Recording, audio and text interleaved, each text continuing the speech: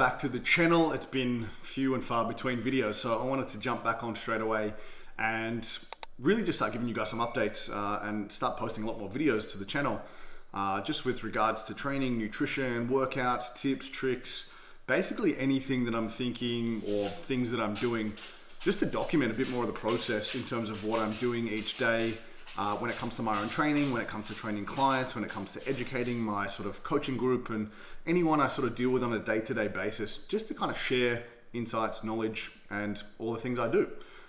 So today I'm going to take you guys through my first back workout of the week. So it's a pull session. So this one, we've got a bit of lat focus in this workout and then finishing with some rear delts and biceps. But before we head off to the gym, I'm going to have my pre-workout meal. And probably one of the biggest questions I get, especially around nutrition, is like, what foods should you eat, around training, or what's your sort of typical post-workout meal, and just peri-workout nutrition questions in general. So for me, in this sort of rotation of my diet and the structure that I'm sort of setting up at the moment, I'm in a calorie surplus. So currently eating about 4,500 calories a day, which is a lot, but it's definitely achievable and doable with the right choices of food. So for me, my pre-workout meal on this sort of plan is, I've got about 200 grams of chicken thigh, I've got 125 grams of uncooked white rice, and I've just got about 100 grams of some steamed green beans. Now, the reason I sort of chose the chicken thigh, the white rice, all those types of things, the way I sort of like this setup is, white rice is actually really easily digestible, so it doesn't sit in the guts too long, it doesn't make you feel bloated and full, and for me, I can sort of eat this meal and go train, within half an hour. And I guess in terms of the protein choice as well, chicken thigh is a little bit higher in fat, so typically like a pre-workout meal, we want a little bit of fats in there just to slow down the digestion of those carbohydrates, because we don't want a massive spike in blood sugar and then a big dump in insulin, so you get that tired, sleepy feeling after you've had some, quick absorbing carbohydrates. So just that fattier meat sort of slows down the process a little bit, digestion slows down a bit, so you get more of a sustained release of carbohydrates and sugars into the blood, especially to prolong your energy through those workouts. So for me, that's pretty much it. And then post-workout, I might even show you guys my post-workout meal, but it's pretty much exactly the same, except I take out the vegetables because I don't necessarily want the fiber post-workout. And then I've just got some chicken breast. So again, the point of that being that it's leaner, cutter meat, there's no fat in there. So I want, some good protein, and I want some quick digesting carbohydrates, again, with that white rice. So I think that's it from me, guys. We'll jump back in the gym in about half an hour and have my food, have a quick little coffee, a little shot of espresso, and we're gonna go hit that pull session. So I'll see you guys in there.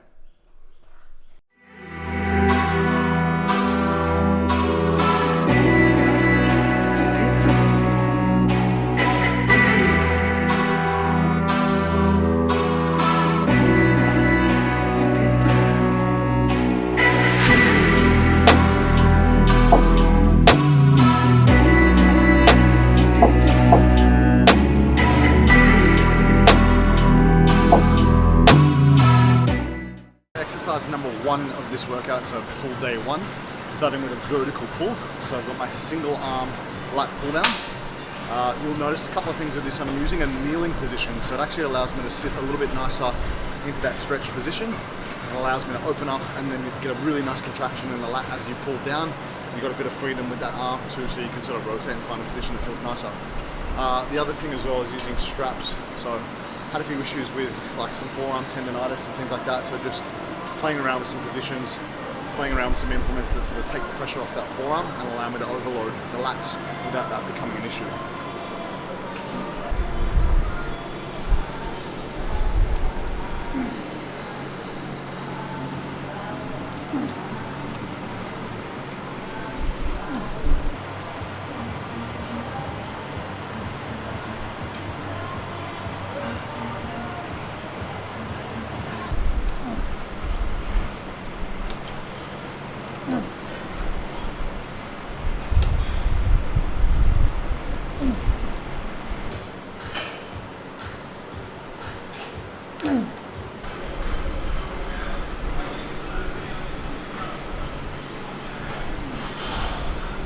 Exercise 2 in this pull workout, I've got the Cybex chest supported row. So The reason I actually like using this one is you've got the chest support, which increases stability.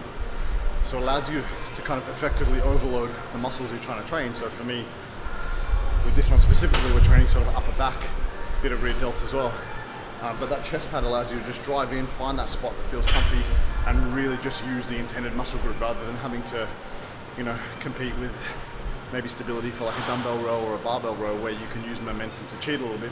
This one, you know, if we standardize the reps, chest stays on the whole time, draw the elbows back, squeeze the shoulder blades back and down, and that becomes like our standardized rep range every time we sort of do a rep. Then once you can no longer sort of reach those rep standards, you've sort of reached technical failure, so you can't actually do any more effective reps. So that's kind of where we stop the set with this one in particular.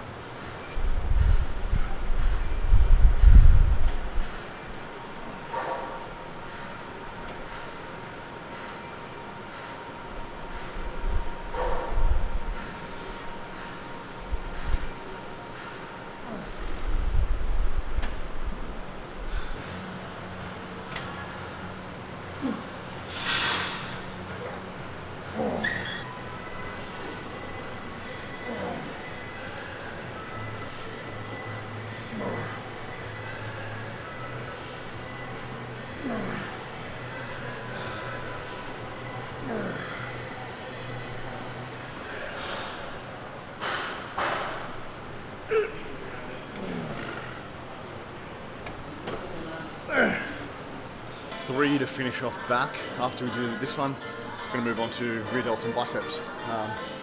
This one we're just doing straight arm pullover. So traditionally it'd be done like on a seated pullover machine. You're bringing the elbows down towards your hips.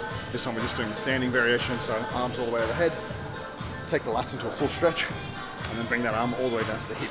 So this one, just going to get a couple of work sets in, some high reps, so probably looking 15 to 20 reps, just to cap off, really pump up those lats and finish the back portion of this workout.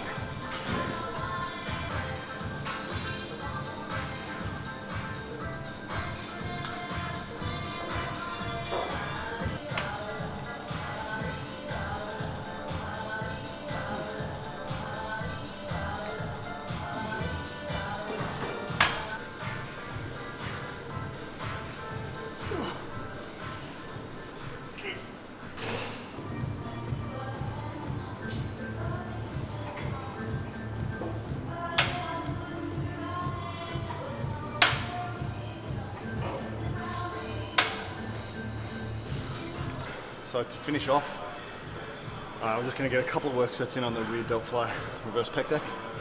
I think this one's interesting because a lot of people sort of poo-poo the idea of using it, but I don't think they actually use it properly or know how to use it properly. So the way I sort of do it is keep the range of motion quite short in order to keep tension just on the rear delts. And the trick is obviously not to go too heavy, right? The rear delts are only quite a small muscle group.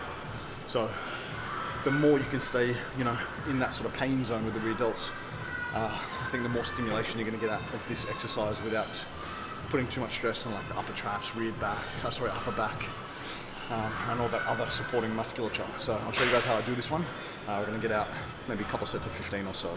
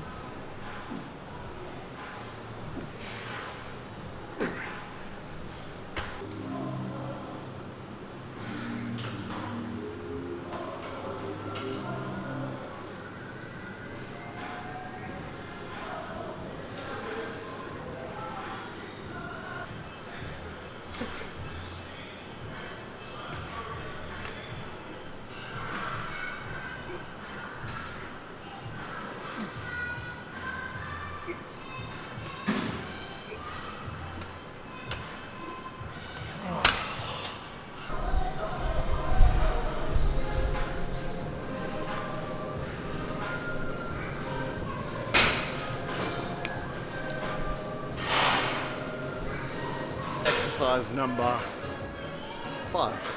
So typically I'd have 2 bicep exercises. to finish off this workout, but running a little short on time. Got a chiropractor appointment after this, so I'm going to knock out probably one myo rep set of just sort of incline cable curl. So with the myo rep set or myo reps, we'll basically do a bunch of mini sets within one working set. So I've chosen a load that I can probably get about 12 to 15 reps in my first set. I'm going to take maybe 3 to 5 seconds and then jump straight back in, try and get out a few more reps, then we're going to do that once more. So it ends up being about 3 work sets in the space of one actual set. And pending how that one feels and pending time, probably just get one of those in and maybe a second if I'm feeling good, but you guys can check out how I'm doing this one. It is a really good training strategy, especially a time-effective training strategy if you've only got a limited time in the gym and you want to get the most out of your exercise or particular workout routine that you're using.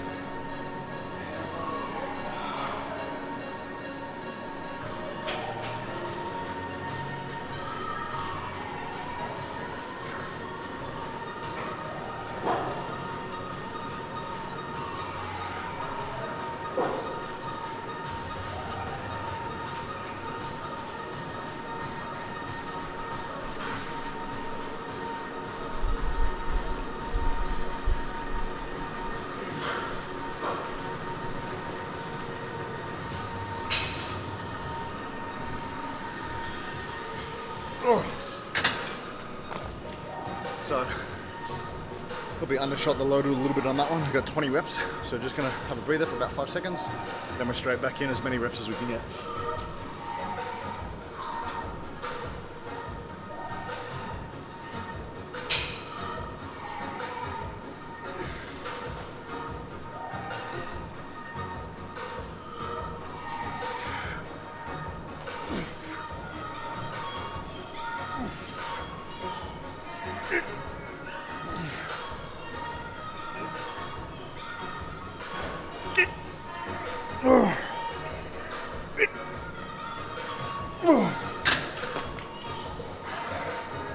So it was 10 reps, another couple of breaths, and we'll go straight back in, looking for maybe 5 or more.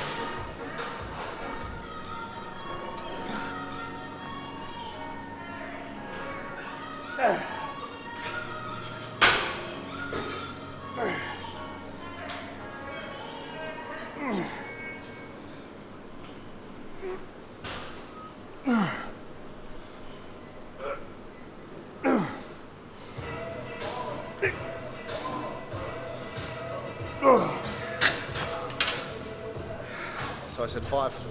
Obviously I had to get 6. Beat my own self-limiting beliefs. So just a quick sort of summary as to why myo reps are good. They're obviously, much shorter in duration than doing straight sets. But the idea is that the closer you get to fatigue, the more effective those reps are. So you might have heard someone say it's only the last few reps that count when you actually start struggling. The idea being that, with that first set that you do, you get out your 12 to 15 reps, you're getting pretty close to fail. So every mini set after that, you're only getting a fraction of the actual reps you did in the first one. So they're closer to fail, meaning they're more effective in terms of the stimulus you get towards hypertrophy. So that's it from today's pool workout.